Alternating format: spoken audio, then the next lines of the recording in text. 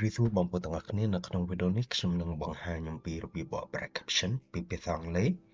ទៅជាភាសាខ្មែរដោយ automatically នៅលើកម្មវិធី Adobe Premiere Pro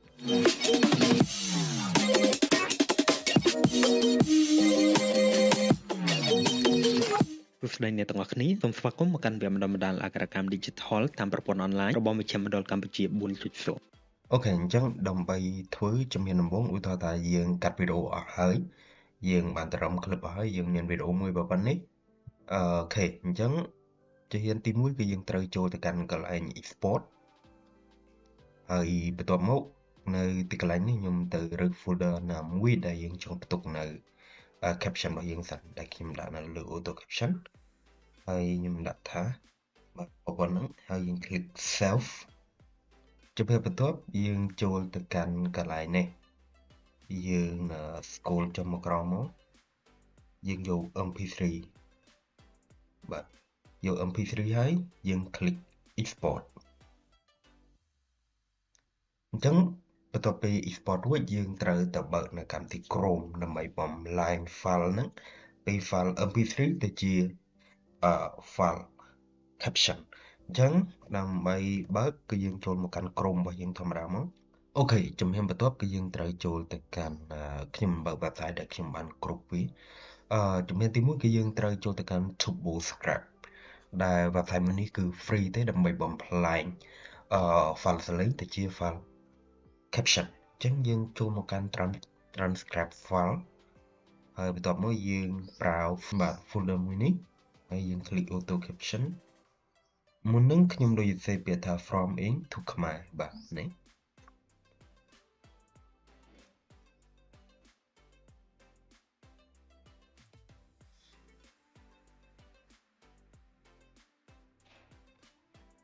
អូខេអញ្ចឹងបន្ទាប់ពី upload ពេញយើងគ្រាន់តែ click កន្លែង transcribe ហើយរងចាំដំណើរការនេះបន្តិចមកបន្ទាប់ពីវា transcribe ចប់យើងអាចទាញយក file នឹងបាទ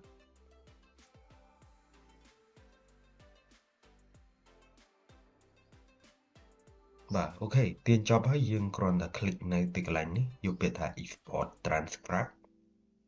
ហើយយើង export ទៅជា file SRT នៅលើកម្មវិធី Adobe Premiere Pro ក៏យើងយក file នេះហើយនៅលើ CapCut ក៏យើងយក file នេះដូចគ្នាអញ្ចឹងយើង click download អញ្ចឹងបន្ទាប់ពី download ពេញខ្ញុំនឹងទាញ file ហ្នឹងឬក៏រៀបចំ file ហ្នឹងអូខេអញ្ចឹងវាចូលក្នុង folder footage ខ្ញុំចាំបានហើយថាវានៅលើ folder មួយនេះអញ្ចឹងយើងទៅបើកនៅកម្មវិធី Google Gemini របស់យើងបន្ទាប់មកចូលទៅកាន់កន្លែង add files យកពាក្យ upload files ហើយជំហានបន្ទាប់គឺយើងត្រូវចូលទៅកាន់កន្លែង home នេះយើងនឹងឃើញនេះ file tab SRG សំទោស SRT អញ្ចឹងហើយយើង search រូបមើលកន្លែងនេះមកយើងសេពថា from នេះអញ្ចឹងយើងឃើញ file ហើយ file tab របស់យើងគឺ SRT យើងអាច upload បានអូខេបន្ទាប់ពី upload ពេញបងប្អូនត្រូវសរសេរ prompt មួយសេតាមខ្ញុំមកឧទាហរណ៍ថាអូខេនៅទីនេះគឺយើងត្រូវសរសេរ prompt មួយបងប្អូនសរសេរតាមខ្ញុំមកដោយយើងសេថា translate សេខុស translate description SRT file អូខេសេបានប៉ុណ្ណឹងយើង click submit អញ្ចឹងបងប្អូននឹងឃើញនៅ time code ឬក៏នេះជាច្រើនអញ្ចឹងបងប្អូនអាច copy ទៅជា file copy response នេះមកដើម្បី copy យក transcribe translation ដែលខាង Gemini បកឲ្យហើយយើងទៅបើកនៅកម្មវិធី Microsoft Word របស់យើង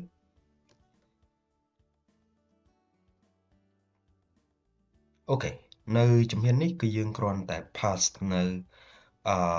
caption ដែលយើងបាន copy មុនហ្នឹងបន្ទាប់ពី pass ហើយយើងចូលទៅកាន់កន្លែង files យកពាក្យថា save as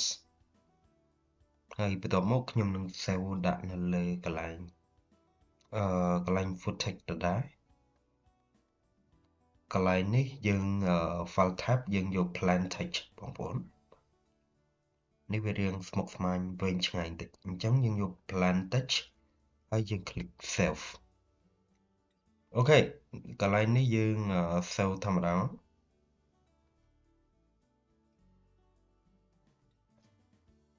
បន្ទាប់មកទៀតយើងក៏ចូលទៅបើកនៅកម្មវិធី Chrome វិញដើម្បីទទួលបានព័ត៌មានថ្មីៗអំពីបច្ចេកវិទ្យានិងការកសាងសេដ្ឋកិច្ច Digital នៅកម្ពុជាសូមតាមដានបណ្ដាញផ្សព្វផ្សាយរបស់មជ្ឈមណ្ឌលកម្ពុជា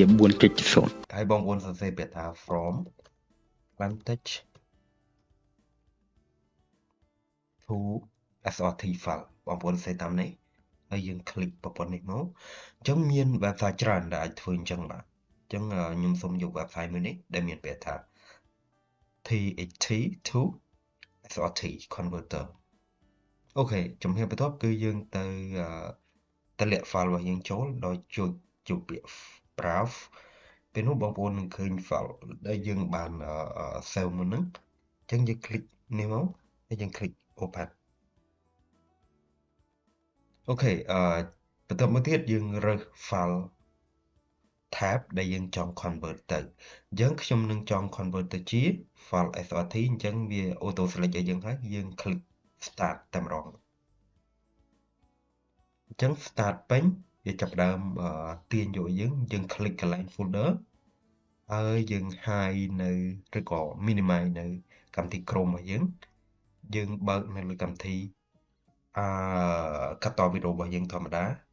ហើយយើងទាញ project bin របស់យើងនេះនៅលើបាទទាញ project bin របស់យើងនៅលើហើយបន្តមកទៀតយើងចាប់ផ្ដើមទាញ caption file នេះមកតម្លាក់នៅកន្លែង project bin អូខេជំហានបន្ទាប់យើងត្រូវធ្វើម៉េចជំហានបន្ទាប់គឺយើងគ្រាន់តែទាញវីដេអូរបស់យើងឲ្យបែបនេះមកដើម្បីងាយស្រួលនៅក្នុងការមើលហើយយើងចាប់ផ្ដើមទាញ caption file ហ្នឹងយកមកដាក់ពីលើយើងទាញតម្លាក់មកប្រព័ន្ធនេះមក time code របស់វានឹង automatic align ជាមួយនឹង slide របស់យើងអញ្ចឹងយើង click OK បាទប្រព័ន្ធហ្នឹងអូអញ្ចឹងខ្ញុំមានអារម្មណ៍ថាខ្ញុំ upload file ខុសមិញហ្នឹងអញ្ចឹងបើសិននឹងជំហានទី1ទៅនឹងការ import នៅ caption file ចូលហើយបើសិនបើបងប្អូនអត់ចង់ធ្វើតាមវិធីនេះយើងក៏មានវិធីមួយទៀតផងដែរដែល